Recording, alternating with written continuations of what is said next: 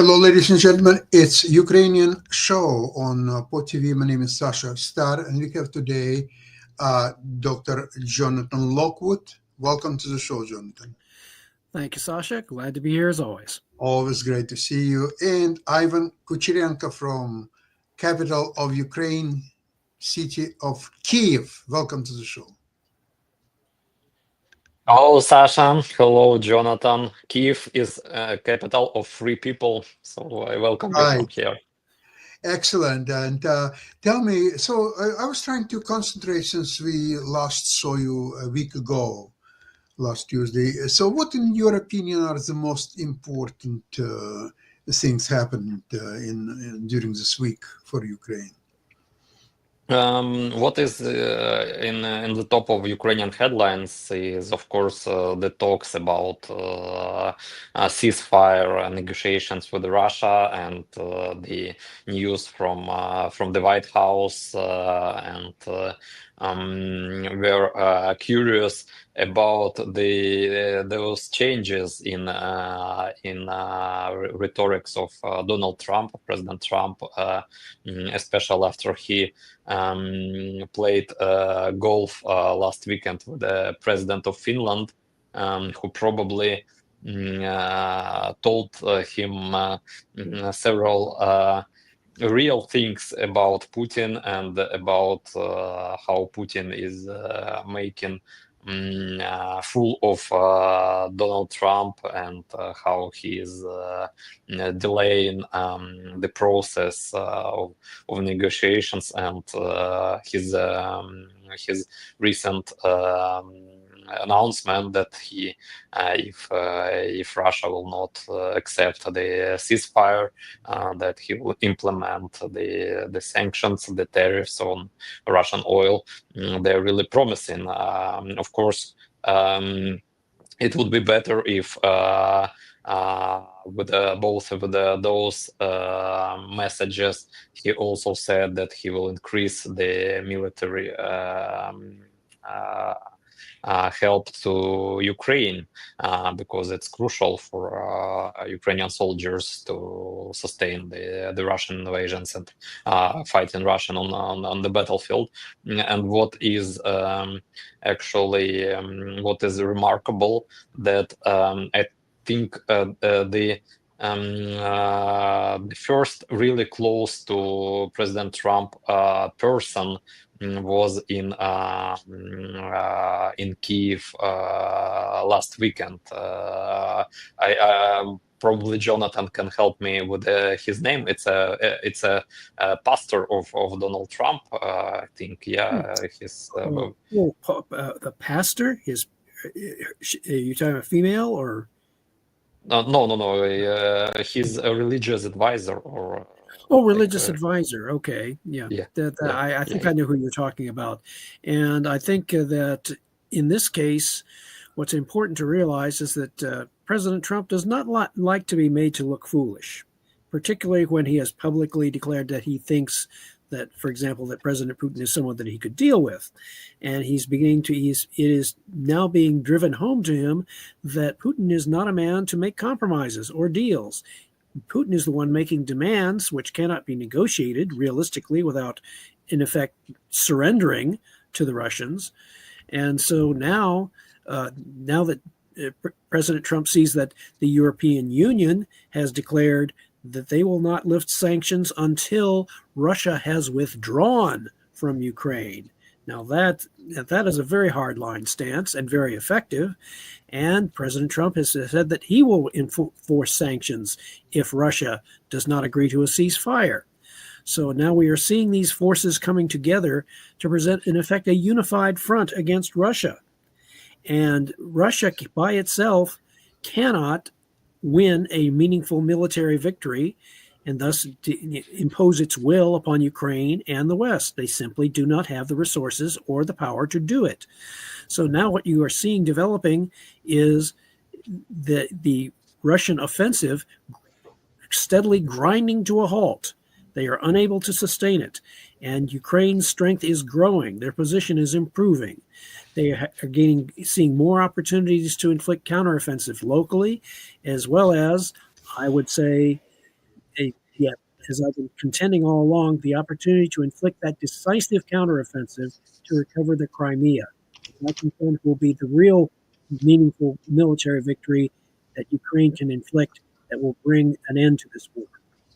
Yeah, I totally agree with you, Jonathan. And I've recalled the name. I was talking about Mark Burns, which, yeah, a very close person to Putin.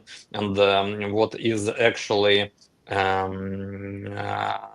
significant in this event is that Mark Burns visited Bucha, because it yesterday there were 3 years since the liberation of Bucha, and when Ukraine actually faced the encountered for the first time the real evidences of Russian war crimes. And this is what President Zelensky told to Vice President Vance, to J.D. Vance, in that remarkable meeting in the Oval Office, that actually the new American government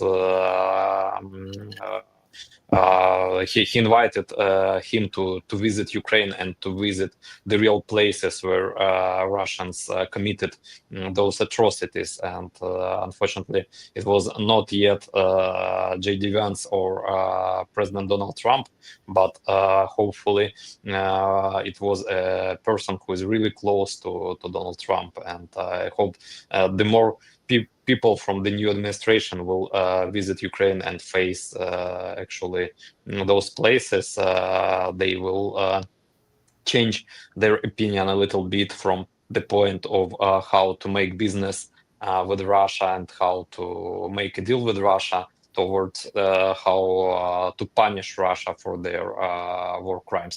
And I have a video, a really short video about Bucha, just for us and for our viewers to recall those horrible dates in Ukrainian history. So let's watch it right now.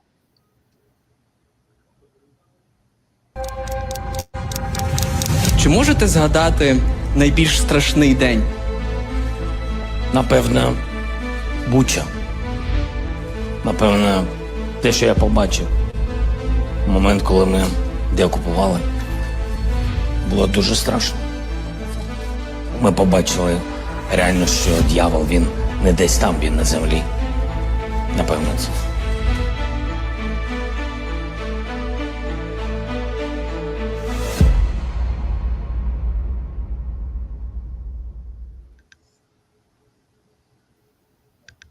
So that's what President Zelensky said, that the evil is not somewhere. It will never be forgotten. It's there.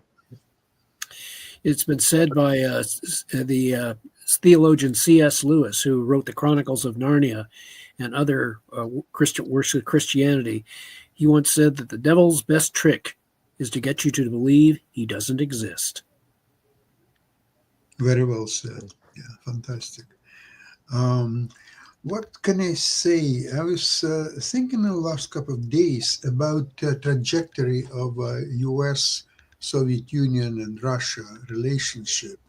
And it was always, except Second World War, it was always that Soviet Union and then Russia, they were always on the other side of the equation, whereas the US was involved, whether it's Vietnam or Korea, or they were fighting US. It was always like that. Even in the Middle East, in the Israeli war, there were Israel supported by US and European powers, and on the other side, they were Russians supporting and sometimes fighting openly, flying their military equipment, jets, against Israelis. So when the situation changed and US switch its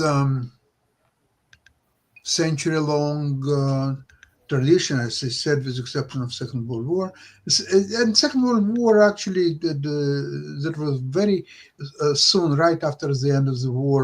Churchill had this speech in Fulham, where he denounced communism and Soviet Union, and so on. So they were partners by association, fighting extremely strong and dangerous enemy, which was Hitler's Germany. If it wouldn't be for that, they would never be partners in anything.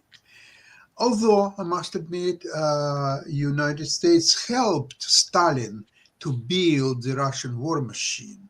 And okay, so they did it for money, perhaps, or I don't know what other considerations.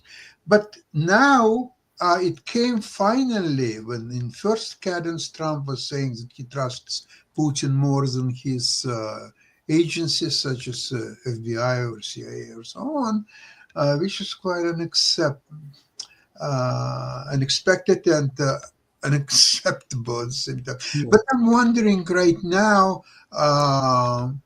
Trump is becoming open partner of Putin, therefore betraying Ukrainian interests. But I wouldn't even put a lot of sense in that, because with the European support growing and more countries are supporting, so that's okay. I think Ukraine could tell already USA go to hell, except that they want to get all the weapons that were assigned by Biden's administration. So there are still more shipments probably lasting until maybe even the end of this year. So Ukraine is biding for time, trying to get as much as possible of that. And only that, well, in fact, Jonathan, I would like you to address how it is evolvement of US strategy toward the Soviet Union and Russia.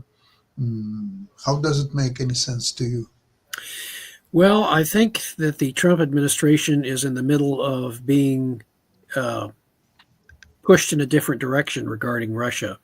Recall that during the Carter administration, as I've mentioned before, at first the Carter administration was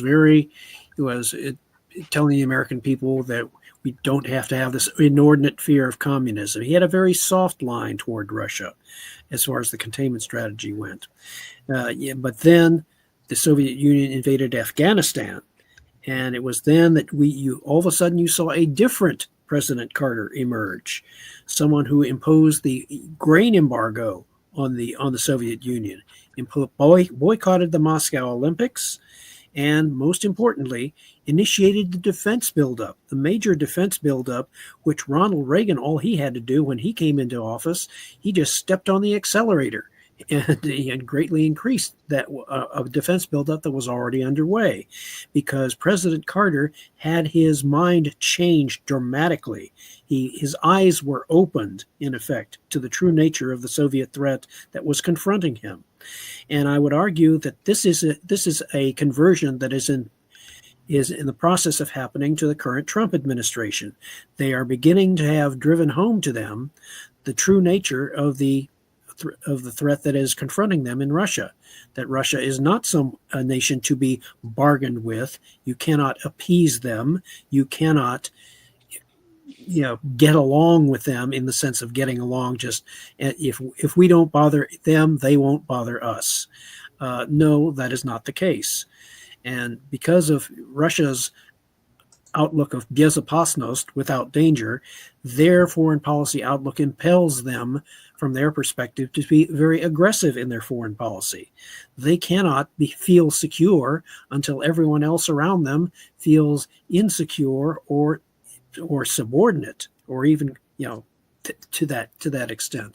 So we are seeing the Trump administration's outlook being changed in the initial part of their administration. And we will see them evolving to a backlash in which they become much more hard line against Russia, because Trump has stated that if Russia will not agree to a ceasefire, he will impose sanctions, and it will not stop there.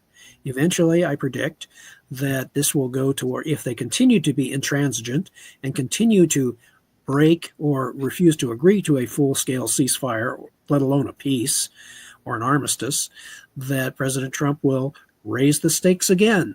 You remember you've talked about his transactional nature. And so, okay, you won't bargain. We're going to raise the price of continuing the war for you. We're going to raise it until you can no longer stand it. Hopefully.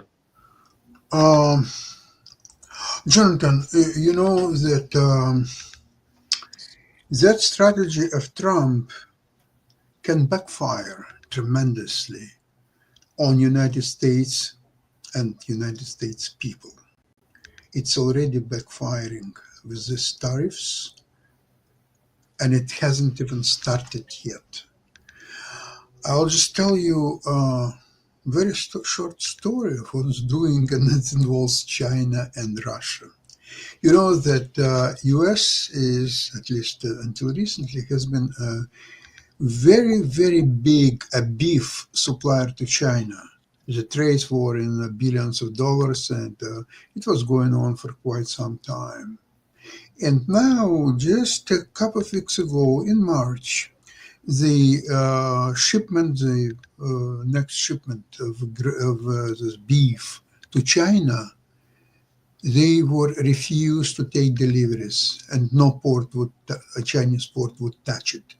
The reason they didn't have appropriate scan of the required documentation, and the sanitary inspection was not properly done, and so on. So essentially, so normally you would negotiate, okay, we would like to procure that, so we will fill up the necessary papers or so on.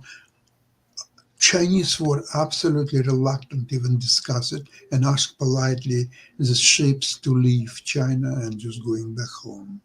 What's happened? What's happened was that Russia, in the last 2 years, getting the size of beef market in China, they quietly prepared all necessary infrastructure, documentation, inspections, everything, including additional suppliers from places like Kazakhstan and some other republics. So from this point on, all the beef trade was diverted to Russia from United States. So United States now is going to take a huge losses, especially, surprisingly, all the red states, which are big producers of beef. And they will not be able to find very quickly a resolution to that, whether to unload it on domestic markets or find some foreign buyers or so on. It's not going to happen. So therefore, even if US will stop their tariffs and they will do something differently, they will not return anytime soon to this beef trade with China. And this is just one example. There was a soya trade, there are several agricultural trades in about the same situation. I don't know, in a way, Jonathan, I'm really scared that US and Donald Trump, they're becoming toxic, that nobody really wants to deal with them. Europeans are preparing, and I think today or tomorrow, they will start their own tariffs against US, regardless whether Trump will go ahead with his tariffs or not. It doesn't matter anymore. Canada is now trying to join the European Union and terminate its trade with the United States. This is unheard of situation, especially now that Japanese and Chinese are dumping their bonds of US. So there could be very substantial financial consequences for US. And I don't understand what US is going to do about all that. Well, I am rather curious to see how that's going to develop as well, because if you look back at the late 1929 with the Smoot-Hawley tariffs, that's the closest historical analogy that I can recall that would apply to this current situation. Now, you recall what happened when the Smoot-Hawley tariffs were imposed.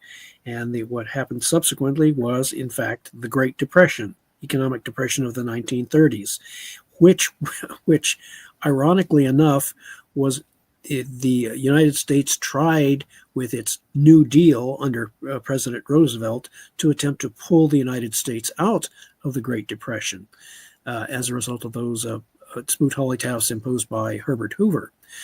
But that was not fully resolved until really the Second World War produced the demand for the United States to pull itself out of the Great Depression, economic Great Depression.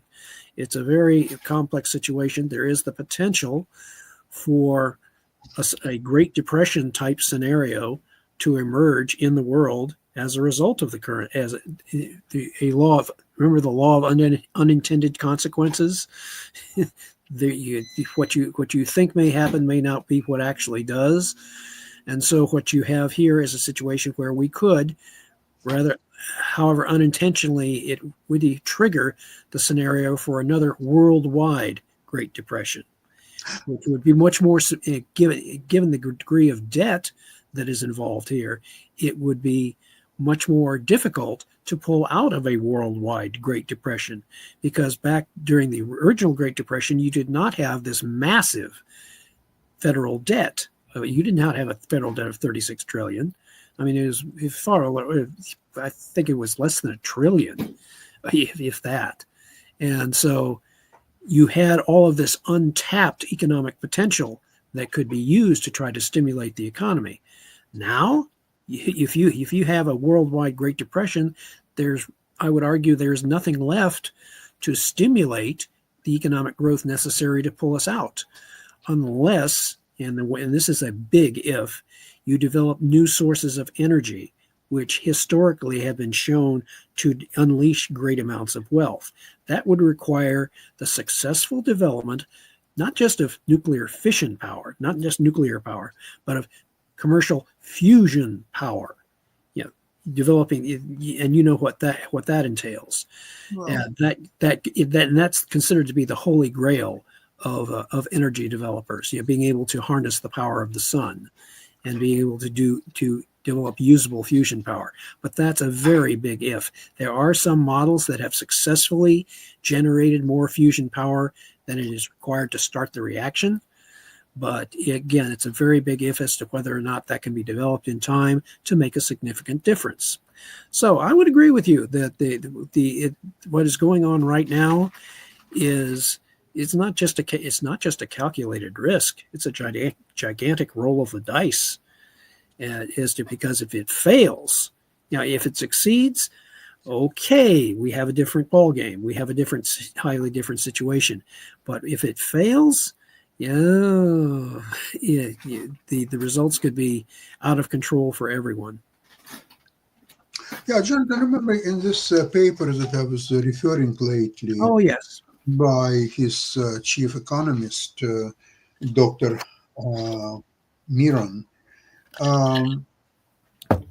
Dr. Miron is very, actually, it's a blueprint for what Trump is doing, but he was every time, just take a read of it, he's always talking about the great care with all this implementation of the tariffs and many other policies. It has to be done with great care because there are a lot of provisions there that can backfire spectacularly. And I don't think that Trump understands that. He just say, "Oh, tariffs, they're great, let's do it." In other words, you're saying that President Trump is wielding tariffs like a blunt instrument rather than a scalpel. He's using it as a blunt instrument. Well, his calculation is that the countries will see what he is saying, and not only himself but his close advisors. Trump needs respect. The purpose of these tariffs is to gain respect. And whoever will come to Mar-a-Lago and say, well, look, we want to be friends, we want to try this, why don't we do this, or so on, he will lower or maybe even cancel the tariff. So this, in a way, is becoming a personal crusade of Donald Trump. It's nothing that America and American people can benefit except Donald Trump himself personally. Well, you could also argue that President Trump is taking a page from the book The Prince by Niccolo Machiavelli. And remember what Niccolo Machiavelli had to say about whether it is better to be feared or loved. And he said that Machiavelli argued it is better to be feared because when people say they love you, or they can change their minds about that at any time they wish. But being feared is backed up by the threat of punishment, which never fails, according to Machiavelli. You know what? Yes, I agree with Machiavelli in this respect. And I think that Donald is about to either get taken seriously or he will be a laughing stock. And to get taken seriously, he must unleash incredible military action against maybe Iran, maybe some other target, but actually do it. Not talk about it, but actually do it with all its might to demolishing all its infrastructure. Say, well, it's just an example. We love Iranian people. Yeah, we want them to prosper. Yeah. Trying to help them, as a matter of fact. From our perspective, from our collective perspective here, it would be nice if he decided to unleash that military power against Russia in Ukraine through the support, if they're more energetically supporting the Ukrainian military efforts.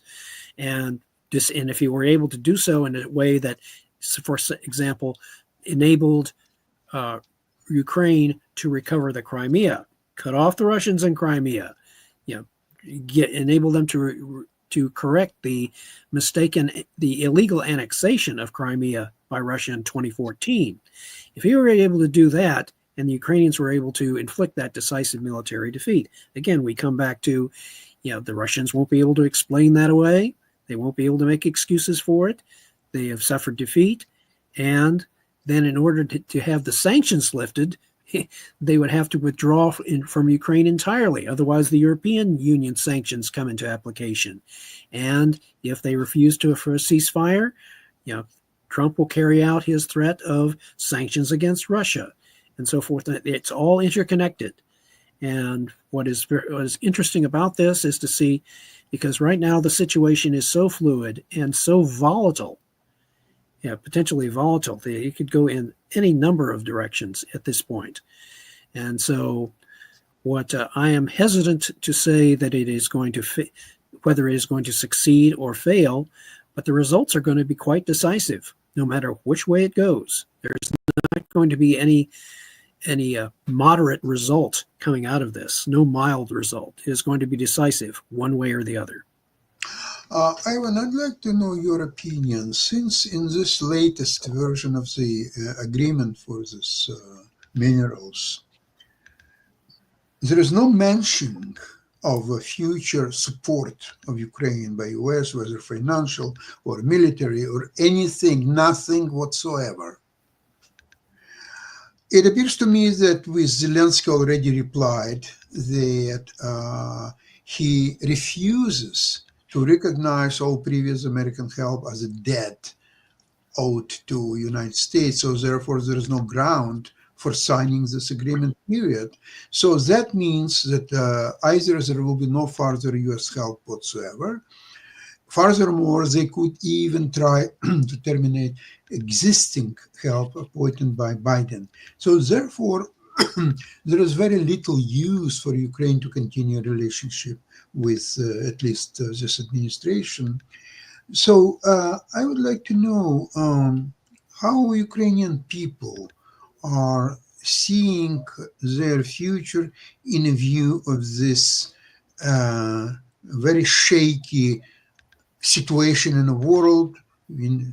I'm talking about United States, the building of the European coalition, of which Ukraine will take a central role.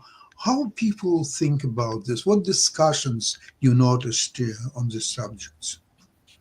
Actually, this is the news about that new agreement on the mineral deal are really disturbing. That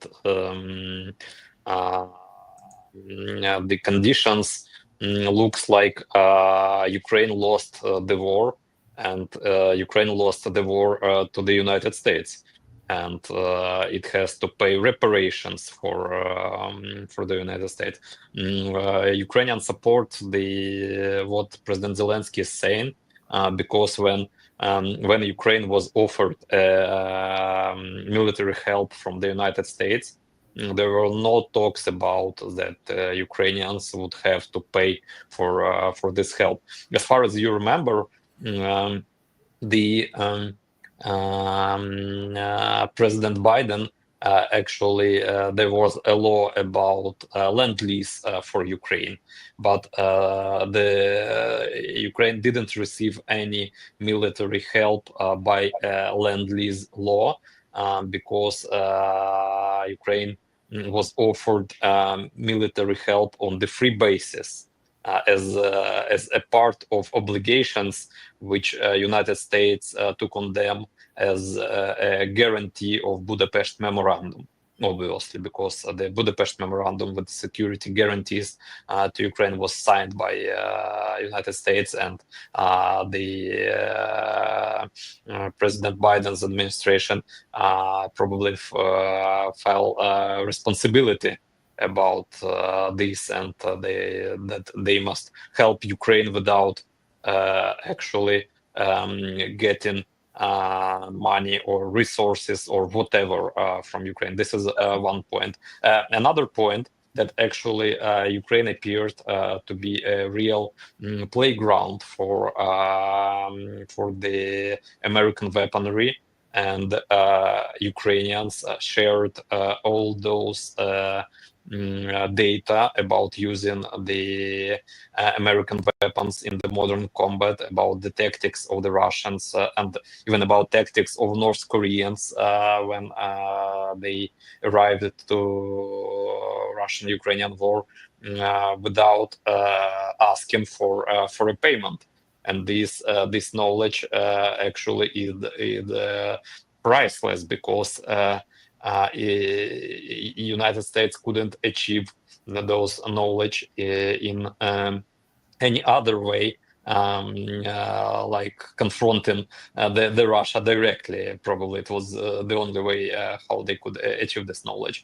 And okay, we can say that Ukraine should pay for those military help to the United States. Then Ukraine may ask United States to pay for that military data, military intelligence, all that knowledge, which actually priceless. And it's not negotiations of two partners. It's a negotiation of a robber, of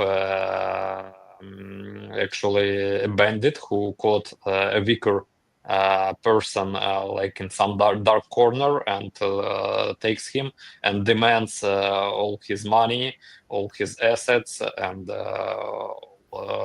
so people of Ukraine are really upset on United States and Donald Trump attitude towards the military deal. As President Zelensky said, of course, we appreciate the help from United States, but it was guaranteed to Ukrainian people without any pain in future.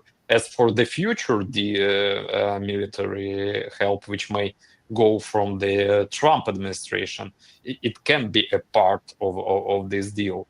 It's okay as well to discuss the conditions, but not towards all those past requirements. And as I think Pete Hegseth said in hearings in Congress, actually coming back to your question, Sasha, that American officials, they underestimate the will of Ukrainians to fight, and even without help from United States, Ukrainians will keep fighting. But stopping help from United States, it would be, I think it will make even worse to the United States themselves. With all those actions Trump administration is doing on the global area, United States are losing all their earnings which they achieved during the last decades in the face of international policy and relations with the United States partners. And as you know, it's very hard to to build partnerships and to achieve partnerships, and it's very easy to destroy them. Probably people of Canada now can say the same about the. Totally agree. I have a quick question to you. Once this deal or no deal with the United States will be done and over with, which I expect will take another maybe 3-4 weeks until everything will fail. So therefore, it's obvious that Trump failed in Russia and he failed with Ukraine. So there is nothing that he can show his constituencies as any success. And very soon there will be 100 days since he's in office, and will be evaluation of what he's done so far, how well he's doing, and there will be absolutely no achievements of any kind. But my question is not about this. My question is, once it's all done and over with, why doesn't Ukraine present US a bill for the damages arising in Ukraine, including Bucha and everything else, according to the Budapest Memorandum Agreement? According to that, same as UK, but US were supposed to be guaranteeing the territorial assets of Ukraine and failed to do so. Why Ukraine wouldn't put a bill of $10 trillion? And in this situation, what is in the world right now, if it will go to international court, there are good chances that countries from China to UK to France to Brazil to almost anything will support Ukrainian claim. And that would be interesting reply of US and Donald Trump in particular. John, what do you think about this? You know, I could tell a smile. It says, "Oh, here comes the grenade." Finally, it's my first one in today's program. Really? Yeah, I was waiting. That's so unlike you, not tossing a grenade in my direction. Yeah. But in any case, what you are outlining or projecting is a very potentially enormously chaotic and volatile global situation, in which the current Trump administration is going to have to tread very carefully. It may well find itself having to backtrack hurriedly on some of its policies in order to achieve a better balance. And it becomes an open question then as to, can they correct quickly enough and decisively enough to prevent irreparable damage to its own global position? Now, that's going to be a very curious thing to watch. And in the meantime, when you're narrowing the focus back to Russia and Ukraine, that it's still a situation which in net is developing in favor of Ukraine. And again, as I've stated before, Ukraine still very much controls its own destiny. And if they find that opportunity, if the Ukrainian military and political leadership find that opportunity to inflict that decisive counteroffensive, we've already seen one that they are undertaking in one of the provinces, which is that near Pokrovsk. Yeah, they're moving in that direction. And we are also seeing the lessening strength and consistency of Russia's current counteroffensives. Russia's offensive operations. So there is a possibility, at least, for stability in the Russian-Ukrainian war, provided that the main actors, European Union and the United States, are consistent with the willingness to employ sanctions if there is no ceasefire. If we can achieve some stability there, then there may be room for flexibility on the part of the United States and some moving off of its more, shall we say, confrontational economic positions.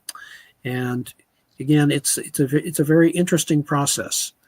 And I predict that there will be more significant changes and changes of direction in the Trump administration's economic as well as military policies.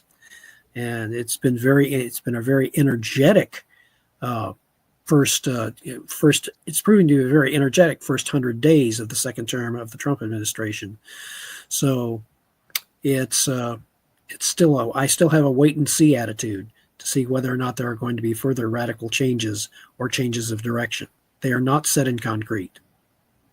Yeah, Jonathan, agree, and especially we are waiting for more announcement about this trade.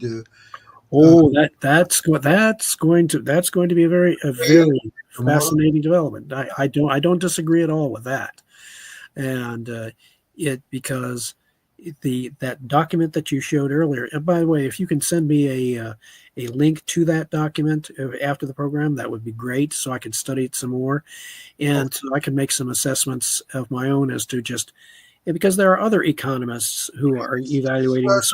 Jonathan, it's complicated document. Uh-huh. It's a long one. It's I think 40 some pages. Yeah. And, it's very intense reading required.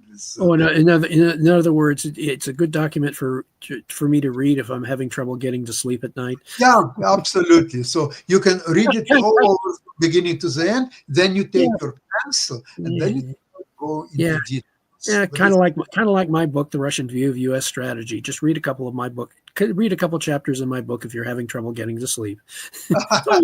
Oh, thank you, Dr. Lockwood. Well, with that, I would like to thanks both of you for today's program.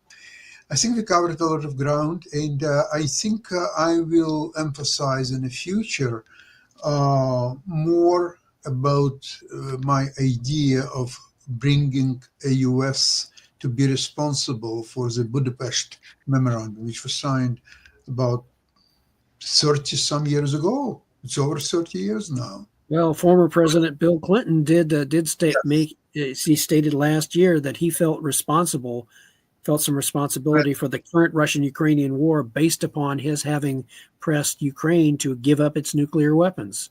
And again, I had warned back then that there would be serious consequences in editorials, that there would be serious consequences to pay for forcing Ukraine not to be a nuclear power. You know, about apologies, I'll tell you a story recently happened in Brooklyn, one of the Russian nightclubs. So there were Russian mafiosi, of course, and one was dancing with his friend's mother. And mother screamed. And so the son comes out and say, "Oh, what's happened?"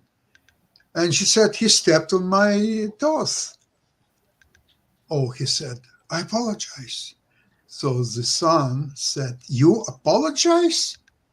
Pay for it. $5,000 right now." So sometimes apologies are good, but sometimes it may not be enough. Depends. I guess. Yeah. Okay. Thank you so much, everybody. And we'll see you on Friday. Same place, same time. And Slava Ukraini. Героям слава. Thank you. Bye-bye. Glory to Ukraine. Bye-bye, everybody.